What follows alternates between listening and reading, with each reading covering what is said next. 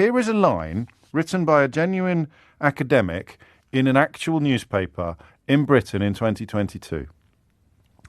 A new breed of cultural Taliban has taken over higher education in the UK. I'm going to read that again because it's not satire, it's not The Onion, and it's not a joke. A new breed of cultural Taliban has taken over higher education in the UK. I mean, the actual Taliban is cultural, of course. I'm far be it from me to point out to a professor of sociology at Kent University how boneheaded his introduction is, never mind the rest of this ridiculous article. The actual Taliban is largely cultural. It is obviously driven by ideology and seeks to influence culture. So quite what the difference is between the cultural Taliban and the Taliban, apart from Kalashnikovs, is something that only someone called Professor Frank Furedi would be able to explain. But he won't be explaining it in the Daily Mail because they won't be asking him to explain anything sensible or significant like that. They'll be asking him to provide enormous fireworks to inflame and infuriate their readers who know nothing about the subject he is discussing. Under the banner of decolonisation, they seek to turn our universities into indoctrination factories churning out woke students. This bloke, I remind you, is a professor of sociology at Kent University. So either he's not a professor of sociology at Kent University, or they are not all working under the banner of decolonisation and seeking to turn our universities into indoctrination factories churning out woke students, because he works in one. But don't let little details like that interfere with the anger you are being encouraged to feel. And he goes on to explain how the world is going to hell in a handcart, and all of these desperate attempts to bring understanding of the empire or knowledge of colonisation into cultural and academic spheres is absolutely wrong and terrible and disgusting. And there is a chance he's telling the truth. This is the point at which I have to say I haven't been to university for 25 years. And when I did go, I went to a university called the London School of Economics, which has a fairly robust reputation as being something of a hotbed for precisely the sort of revolutionary rebellion that now gets called woke, or for precisely the sort of resistance of authoritarianism and standing up to the authorities that now gets called woke. But I haven't been for 25 years. And that's why I have to entertain the possibility that, a new breed of cultural Taliban really has taken over higher education in the UK. I'm not going to lie to you, it seems unlikely. I meet graduates fairly regularly. I am increasingly conscious of how old I am compared to most of my colleagues in this building, and I don't just mean on the music stations. Apart from fellow LBC presenters, I'm older than almost everybody. Still on the LBC team sheet, I'm like a spring chicken. But looking at the rest of the building, I'm turning into Methuselah. It's ridiculous. I'm only 50. Honestly, you mention the fact that your knees creak and people look at you as if you're speaking Mandarin. They don't know the language of painful knees or aching joints. It's absolutely absurd. But so far, and maybe they hide it from me, but why would they hide it from me? I'm Mr. Woke Man. Maybe they hide it from me. I haven't met any graduates yet who seem to me to be victims of a new breed of cultural Taliban that has taken over higher education in the UK.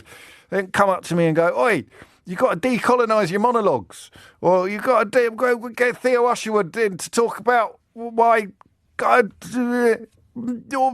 I just don't know if it's true, and I find it, given the track record of the Daily Mail and the kind of people, whether they work in academia or journalism, the kind of people whose entire careers are built on sort of inflammatory chicken licking type rhetoric. Oh, the sky is falling in. It's an acorn. The sky is falling in. I'm chicken licking. The chicken lickings are everywhere at the moment. Chicken lickings all over the media. Chicken lickings in politics. The sky is falling in. And the enemy, as we have discussed on various occasions in the past, is wokeness. Or in this case, decolonisation.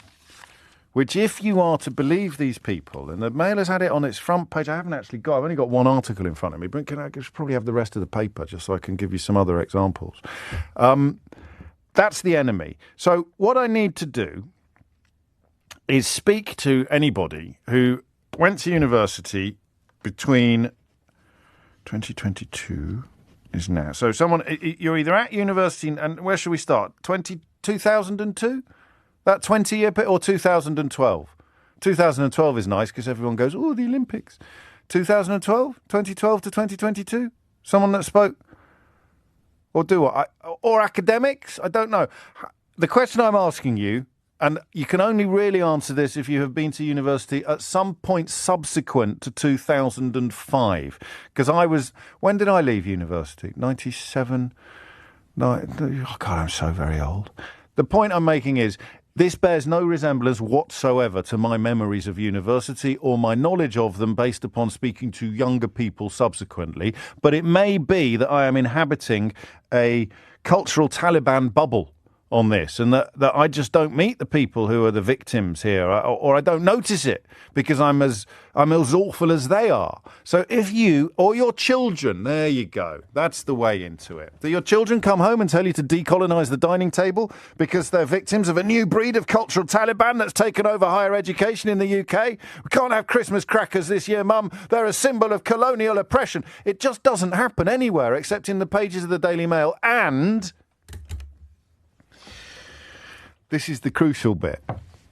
And in tiny pockets of academia, I would say every university I've ever been to, I've only ever been to one.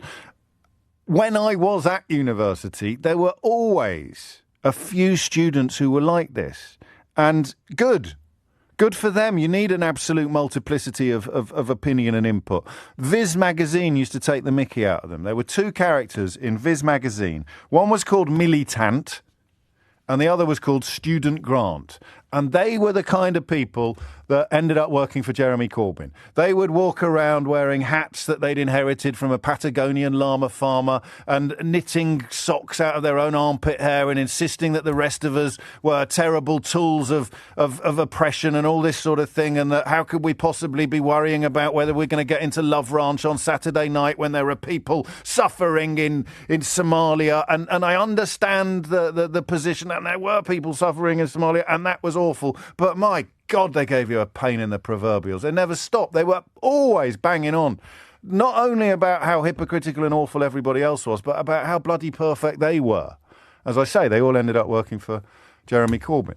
So perhaps things have changed. Perhaps the militants and the student grants have now taken over universities, and they have successfully introduced a new breed of cultural Taliban that has taken over higher education in the UK. That's the point I am asking you to address. Maybe it's true. Maybe campuses, universities are no longer places where people are trying to get drunk and get stoned and get off with each other, when people are no longer joining societies to I don't know, visit Sweden or put on a play. They're all decolonising and cultural Talibaning and attacking and whatever, student granting and militanting and whatever it is. Okay? But possibly they're not.